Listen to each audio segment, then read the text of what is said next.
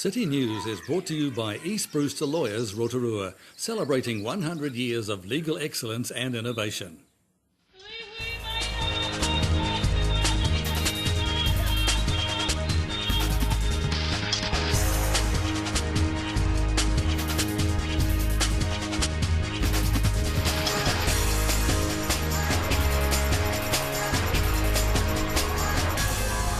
Good evening, Rotorua. Tonight on City News.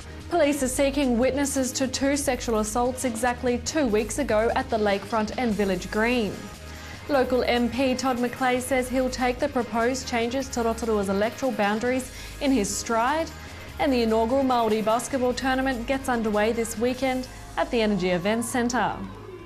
Police are seeking witnesses to 2 sexual assaults exactly 2 weeks ago at the lakefront and village green. A 22-year-old woman and a 15-year-old girl were both assaulted in the area by who police describe as a drunk male. Police believe the 2 incidents are linked. Witnesses with information are asked to contact Detective Owen of the Rotorua CIB, or information can also be provided anonymously to Crime Stoppers on 0800 555 111. Local MP Todd McClay says he'll take the proposed changes to Rotorua's electoral boundaries in his stride. The proposal could see the Rotorua electorate gain Te Puke and the surrounding Western Bay of Plenty area and lose the area around Makatu to the coast. It could also lose Kawerau and Murupara to the East Coast electorate.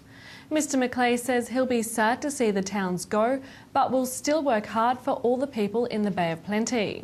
Alan, I've had an office in Te Puke for the last 6 years, spent quite a bit of time over there because my electorate boundary currently comes up right to the edge of Te Puke. So whilst I'm sad to lose Kawerau and Murupara, really looking forward to some of the opportunities to continue to represent the people of the Bay of Plenty and to work closely with Tony Ryle, who's the MP there at the moment, and Antoli, who will come and join my boundary near Te Puke to make sure that all of the great opportunities that exists in the wider Bay of Plenty and in Rotorua is known in Wellington, and our ministries are looking at what they need to do to continue to support local people here. Rotorua Visitor Centre manager Graham Brownrigg says the centre had its biggest number of visitors through the doors in one day over the holiday season. Mr Brownrigg says a record 5,000 people came through the doors, with overall visitor numbers to the city up on last season. Extremely busy this year. The last 2 weeks of December and the first 2 weeks of January, we've had 40,000 people through our door. So one of those days was a record day. I hadn't had that number of people in here before. It was just over 5,000 people in one day. So huge increase, and particularly over that Christmas and New Year period, which was a bumper season. Wow. In sport tonight, basketball teams representing iwi from throughout New Zealand will be converging on Rotorua this weekend for the inaugural Māori basketball tournament. President of the Rotorua Basketball Association, Daryl Penne, says the tournament will feature age group sections from junior right through to senior. He says teams from throughout New Zealand are coming to the event. We've got 44 teams confirmed from as far south as Porirua, that's the Ngāti Toa tribe down there, Taranaki. We've got to the east coast, we've got Ngāti Porou, Te Arawa here, Waikato, and the furthest team up north is Kaitaia, which will be Te Arawa. For more information about this weekend's tournament, go online to rotoruabasketball.org.nz. To your weather now. Tonight will be fine with light winds and an overnight low of 12. Tomorrow, Wednesday, cloudy periods with light winds, a high of 24 and a low of 14. And looking out to Thursday, long sunny spells with easterlies, a high of 22 and a low of 9. And the marine forecast for Lake Rotorua for Wednesday, variable 5 knots, northerly 10 knots developing in the afternoon and then easing at night, with waves less than half a metre, and there'll be a few cloudy periods. Still to come tonight on City News, we visit the SPCA and talk with new manager Eve Johnson. We review the Glow Festival with events and venues Martin Croft, and we preview Waitangi Day celebrations on at Whakarewarewa Village.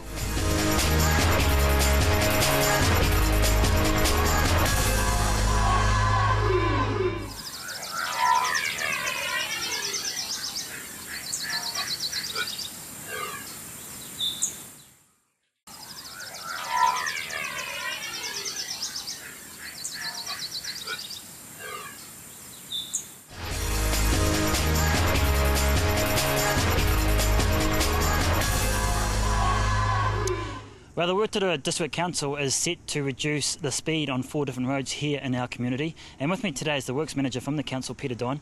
Hi Peter, good to see you again. Now obviously changes to the speed limit has to be a good thing, and I guess the cyclists here in town will be happy. But which are the 4 roads that you guys are concentrating on?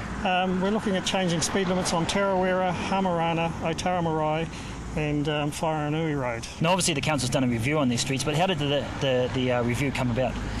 Council periodically reviews speed limits in response to mainly submissions from the public. We look at the roads that we're going to, or speed limits are reviewed in accordance with a national set of criteria. And the reason for that is that the speed environment is known by the motorists without actually seeing a sign. And that provides a consistent set of speed limits throughout the country. What sort of time frame has this review been done? The speed limits are set under a bylaw. We review the bylaw every 2 to 3 years, just depending on how many roads we've had requested for reviews. It is 3 years since the last review. On top of the ones that we've proposed changes, we have looked at a number of other roads as well, and they don't comply with the requirement to change a speed limit. So what prompted the changes over these 4 roads? When we looked at the degree of development, other issues, parking, introduction of cycle lanes, all of these factors come into setting a speed limit. So there have been changes on these roads over the last 3 years that have meant that they do comply with a lower speed limit. Now with Tarawera Road, obviously the northern part's a bit of an issue. Now you've also made changes to the turn into the Redwood Centre. How's that going along? Well, I think it's about 2 days old, so we'll be monitoring it and keeping a pretty close eye on it over the next 3 or 4 months. Now I used to study obviously at Wairiki. Many people have studied up there, and there's always issues at the stop sign that is opposite, just down the road from Te Puri, and that stop sign there. Is there something that the council can do something about that? Well, that's actually an NZTA controlled road, so NZTA sets speed limits and undertake any improvement works, etc. on that road. But while it's out of our hands, we do of course discuss all these issues with NZTA, and where we believe it's in the community's interest to have some changes, we talk to NZTA and try and get them to do them. Apart from the NZTA, is there any other organisations you guys consult? With the change of speed limit, we have to specifically consult with NZTA, the police and the AA, so that's a direct consultation with them. And we also have to consult with the wider public. Yeah, and obviously that's going to start soon. It will go back to the next strategy meeting of council, because they have asked us to look at another section of road, Tarawera Road actually, by the Blue Lake. So we're doing the assessment for that now, and we'll report to the strategy committee next round. And if that complies with a change of speed limit, we'll recommend to council that they include that one on the list also. Let's dig a little bit deeper into the 4 roads where the proposed changes are going to happen. What are the actual speed reductions? Tarawera Road, we're looking at 50 kilometres an hour at the bottom end. Wharenui Road is a little bit of a unusual one, because the top end is actually open road, and it's a bit of a technical point, but it's actually too short for 100 kilometre an hour, so we like to put a de-restriction sign on there. What does that look like, restriction sign? That's with the white circle with the black stripe through it. So that doesn't mean go as fast as you can, or fast as you want? Essentially that means drive to the conditions. Okay. Yeah. Otara Marae Road, that certainly complies with a lower speed limit than is currently there. And Hamarana Road has long been a bit of an issue, because there are lots of changes of limits as you drive along the road. The amount of development and other issues that have occurred out there over the last few years have prompted that we can have a more consistent limit right throughout the whole length. Once this process starts of consulting the public, what do they need to do? Can they just ring up, or are you going to send out flyers or pamphlets? We'll probably consult direct with the ratepayers associations in the areas. And then just notify in the paper, and we would expect people to put in written submissions, where they can come in by email I guess by phone as well, if really. Looking into the future, Peter, with your crystal ball, once all these changes have been proposed and accepted and things like that, when will they be implemented? Well, we have to consult for a month or roundabout. Then submissions, depending on what submissions we get, there may have to be a hearing by council. And following a hearing, a decision will be made, and then the change is made. So all of that process could take probably 3 months. So it's not long at all, really? No, not really. All right, Peter, appreciate your time. Thanks a lot. Okay, thanks very much.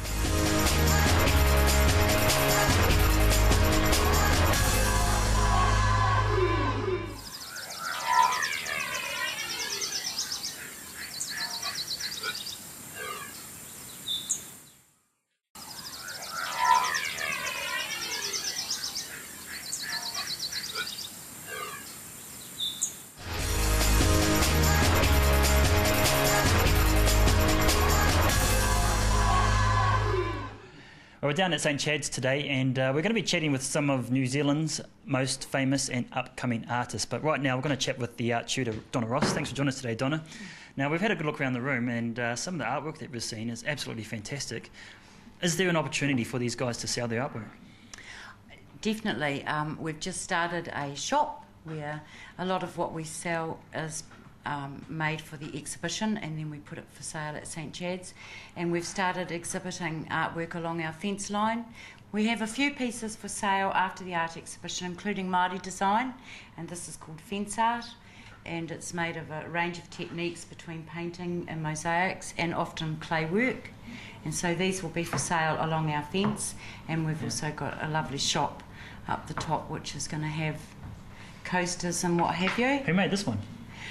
This was made by a lady called Harima. She hasn't quite finished it yet, but very talented. We have quite a few very talented, particularly in Māori design. Wow. Do you guys exhibit anywhere, all this artwork that you've got? Aside from exhibiting it at St Chad's, we have an exhibition every year at Rave in the main gallery, and this year it'll be in September. And some of the work that we're exhibiting is like this. Our theme this year is based on Egypt, Māori design or Egypt, because we're looking at shape and form. And then this will come back and be sold. It's actually a knife block, so quite beautiful. Well, some Māori design and Egyptian hieroglyphics are very similar in their patterns, aren't they? Yes, they are. And often the description of whatever you're looking at is similar also. Yeah. So on an average day, how many students would you have here in your art class? I have anything from 3 to 11, yeah, depending on the day. So volunteers are crucial. Yeah. Well, speaking about volunteers, are you guys still needing volunteers down here? We would love more volunteers, absolutely love more volunteers. Some of our guys need a lot of one-on-one work, and we just don't have enough volunteers to be able to help us in that area. So it would be fabulous if people could donate some time. Even if it's just for like one afternoon a week? Brilliant, absolutely brilliant, cool. Yes. Now you've got some more artwork here that we want to have a quick look at, so do you want to just show us? I like this tray down here, Donna. Oh, well, we don't just do mosaics and clay. This is called decoupage, which is quite an old technique. It's using a mosaic method but with paper, and it'll be varnished eventually. This is nowhere near finished. It'll be varnished eventually with 7 coats of varnish. Yeah, that looks like a falcon at the top. It is indeed a falcon, and this is a geese with the other. Ibis and geese with the other Egyptian birds. This one is actually a goose. Yep. Cool. And we do mosaics as well. And I've got 2 beautiful examples here. This one is another goose, beautiful with the incorporation of china as well as tiles. Although china's quite dangerous to use, it's, you know, we need to learn the skills on how to keep ourselves safe with earmuffs. And what else do we need, Nadia? Glasses, yeah. It's particularly when you're cutting china. Now I hope that china plate wasn't from anybody's collection. I hope not too. I hope not. And this is a fine example of geometrical mosaicing, which is obviously a camel. Now these guys are going to be working on these for, you know, obviously the next 8 months until September. Yes. How many pieces do you think you're going to have ready? I would imagine probably about 52. We have 35 in progress at the moment. Fantastic. Yeah, with different mediums, yeah. And our main focus this year, apart from being Egypt and Māori design, is things for resale, because we need to fundraise. We need to do that. We're we do this artwork on various grants in the community, and so this year we're working on tables. Yeah, we're doing tables, so we're decoupaging and mosaicing coffee tables, and they're just going to be primo. Now, speaking of fundraising, obviously you need supplies and resources like the clay and Nana's China set. Yes. So obviously you'd be welcome for people to bring in anything they've got lying around home that could be used for art. Definitely. Mosaicing materials, adhesives are our greatest, and paint, exterior paint of different colours. And also at the moment we're looking for any old coffee tables that nobody wants, even little stools, so that we can dress them up and resell them. Cool, sounds like a good idea. Yeah. Well, we're going to have another look around because I love hanging out with these guys and seeing all the awesome artwork, so I appreciate your time. Thank you, Donna. Oh, you're very welcome. Thank you. Hi Felicity, how are you today? Good. Yeah, what are you making? Egyptian cat. An Egyptian cat. Model. A model, yeah? Has it got a name? Yes. Yeah? Ginger. Ginger. Now what else do you have to do to it? Because obviously it's still not quite ready. Smooth it. Yeah? And then what do you do after you smooth it? Wrap it up so it stays nice. Yeah? You're doing a pretty good job. Yeah? Do you like your clay work? Yes. Yeah. Now Nadia, it looks like you almost finished your bowl, but it's got a few cracks on the top, so what do you do to fix it? You water it like this. I'll push it in. And then So it doesn't matter if it's dried a little bit? yep. And then you add one of these on it.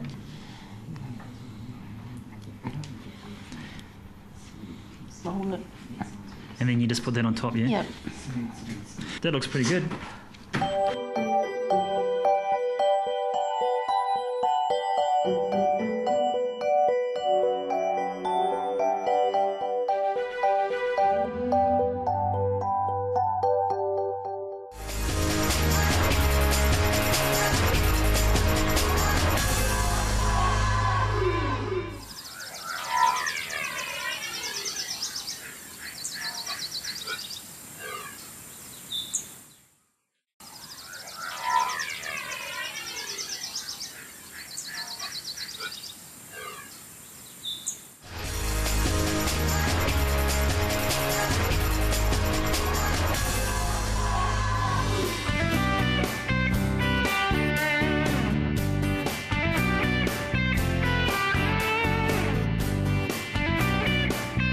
We're down here at the Kiwanis Teddy Bears Picnic. What a day today. There is so much atmosphere.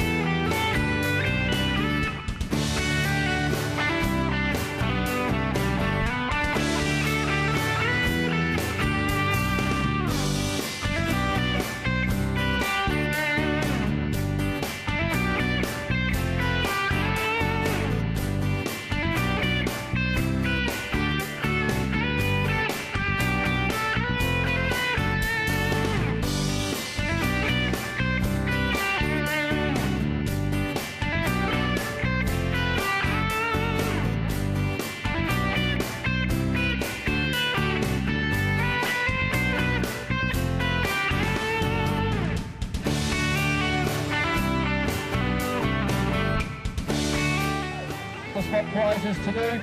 What we want now, we would like a teddy bear. We'd like a teddy bear that is wearing a red or an orange coloured shirt. Have we got a teddy bear that's wearing a red or an orange coloured shirt? Come and see us.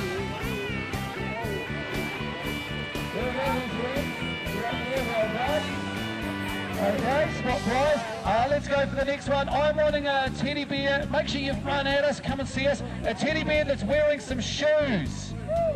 A teddy bear with shoes on.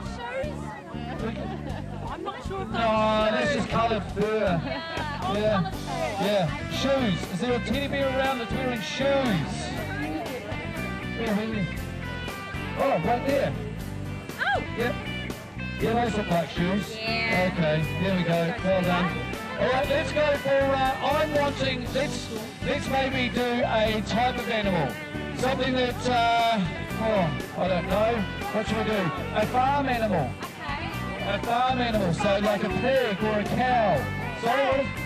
Rabbit. That's a dog. Oh, a cow. Is it a farm animal? Okay, let's go there. Oh, there's a cow. That's a cow. Okay, yeah, there we go. Lauren and Cadbury. Lauren, are you here? Lauren? Yes? That's a yes, is it? Yes, it is. Okay. Here we go. All right. Come on up. Here we go. Come on over here. Here's Lauren and Cadbury. Nice. All right. Okay. Well done. That's it. Give Lauren a hand. Okay, let's go to the 0 to 3 for the boys.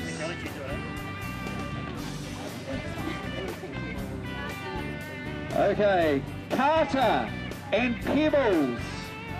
All right. There's our... Here we go. There's our prize going over there. All right. Okay, next up. This is for the girls aged between 4 and 7. Girls aged between 4 and 7. Quantrell and Gloria. Quantrell? Are you here? Yes? That's it? Is that you? Hello? Come on up. There we go. Congratulations, Quantrell and Gloria.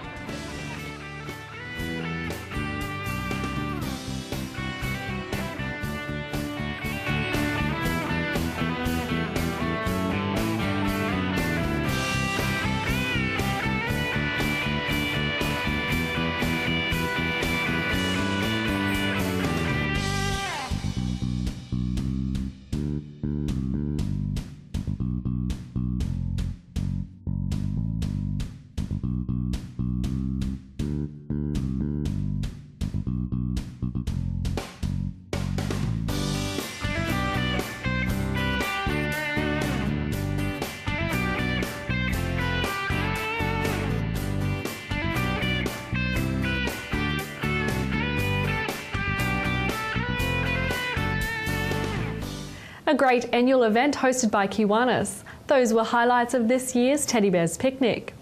If you have a news event TV Rotorua can support, call the office and talk with one of the team on 07 3488 984 or email news@tvrotorua.co.nz. And if you missed anything in tonight's show, you can watch it again online on our website tvrotorua.co.nz. From all the team here at City News, we hope you have a great night. Por Maria. Supporting local content so you can see more of New Zealand on air. City News was brought to you by East Brewster Lawyers Rotorua, celebrating 100 years of legal excellence and innovation.